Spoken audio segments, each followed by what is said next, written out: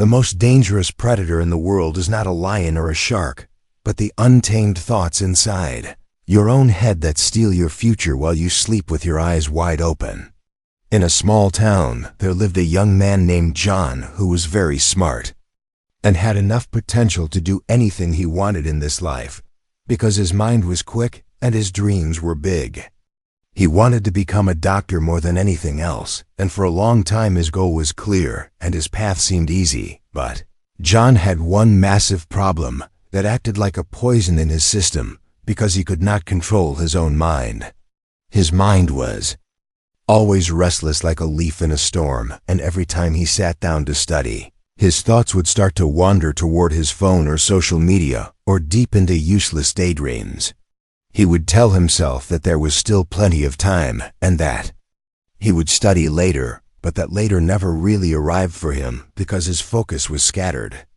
His parents and teachers told him how important it was to study with full focus, but John was arrogant in his intelligence and believed that being smart was enough to succeed without needing anything else. One day, the results of the school scholarship exam came out, and John had hoped in his heart that this would make his path to becoming a doctor easier.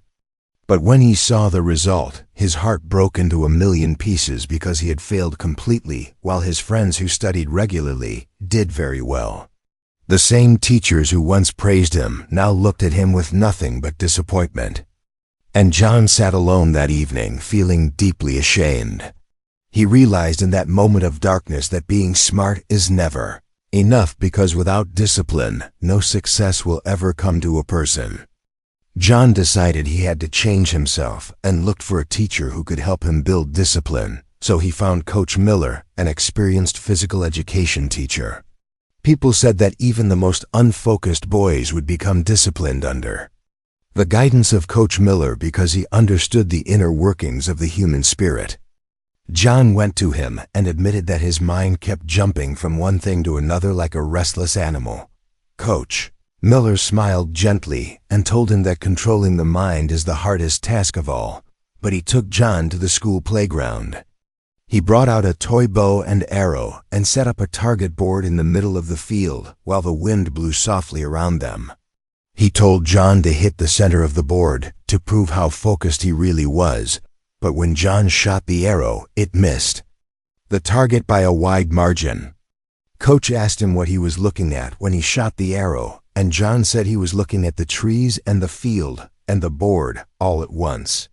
Coach Miller shook his head and explained that this was the real problem because he was looking at everything at the same time.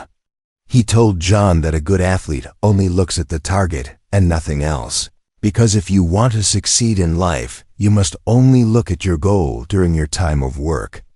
He explained that the eagle does not look at the entire forest when it hunts, but it focuses its entire vision on a single target until it achieves its mission. To further teach him the art of concentration, Coach Miller gave John a glass filled with water to the very brim and told him to walk to the edge of the village and back without spilling a single drop.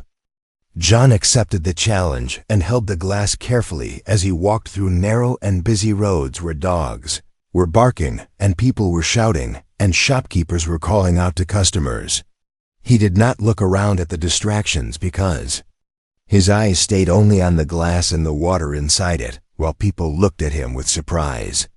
When he returned, he had not spilled even one drop, and Coach Miller asked him if he saw the children playing or heard the noise of the streets.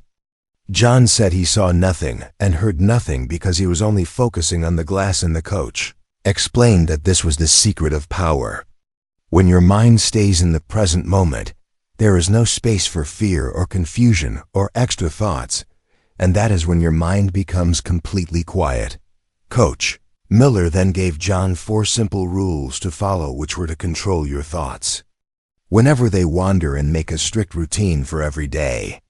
He told him to decide when to study and when to rest so that his brain would slowly start to follow a set pattern. He told him to keep distractions like the phone and useless apps away while studying and to practice these small habits every single day because nothing happens in one day. John listened carefully and made a strict routine for himself while turning off his phone during his study hours to protect his vision.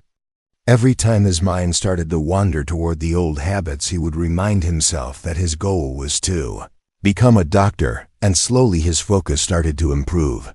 After some time, he was able to study for hours without getting distracted, and he felt a new sense of peace and strength growing inside him. A few months later, he took another important exam, and this time he did not just pass, but he came in first place because of his intense discipline and focus. John knew this was not just luck or talent, but the result of his own hard work and the training of his mind. When he stood on the stage to receive his scholarship a year later, he remembered that the mind is like a wild horse. If you do not control it, then it will drag you wherever it wants, but if you train it with discipline, then it will take you exactly to your destination. Success follows those who recognize their inner potential and choose to focus like an eagle on a single target until they achieve greatness. He had learned that life is shaped by how we see ourselves and how we manage the storm within our own minds.